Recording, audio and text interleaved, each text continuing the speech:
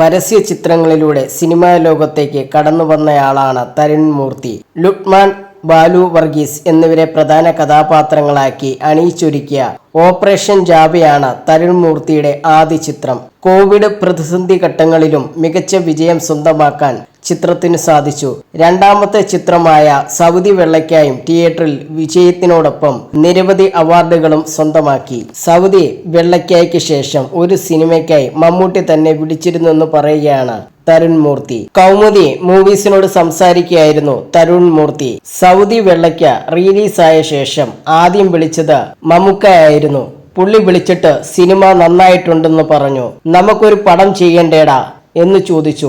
ഇങ്ങോട്ട് എനിക്ക് അവസരം തന്നിരുന്നു. പക്ഷെ മമ്മൂക്ക ഇപ്പോൾ ചെയ്യുന്ന സിനിമകളെല്ലാം മൊത്തം പരീക്ഷണ സബ്ജക്റ്റുകളാണ്. അപ്പോൾ അങ്ങനെയുള്ള നടന്റെ അടുത്തേക്ക് കഥയും കൊണ്ട് ചെല്ലുമ്പോൾ അതിനനുസരിച്ചുള്ള എന്തെങ്കിലും നമ്മുടെ കയ്യിൽ വേണമല്ലോ. മമ്മൂക്കയ്ക്ക് വേണ്ടി ഒരു സബ്ജക്റ്റ് കിട്ടി, പക്ഷേ അതിനെ ഞാൻ ഉദ്ദേശിച്ച രീതിയിലേക്ക് മാറ്റാൻ പറ്റിയില്ല. പുള്ളി ഇടയ്ക്ക് വിളിച്ച് ചോദിക്കും, റെഡി ആയിക്കൊണ്ടിരിക്കുകയാണെന്ന് ഞാൻ മറുപടി പറയും. പക്ഷേ ആ സബ്ജക്റ്റ് ഉപേക്ഷിക്കേണ്ടി വന്നു. പുതിയ കഥ അന്വേഷിച്ചുകൊണ്ടിരിക്കുമ്പോഴാണ് തുടരും സിനിമയുടെ കഥ എന്റെ അടുത്ത് വന്നത്. ഭാഗ്യമാണോ നിർഭാഗ്യമാണോ എന്നൊന്നും അറിയില്ല.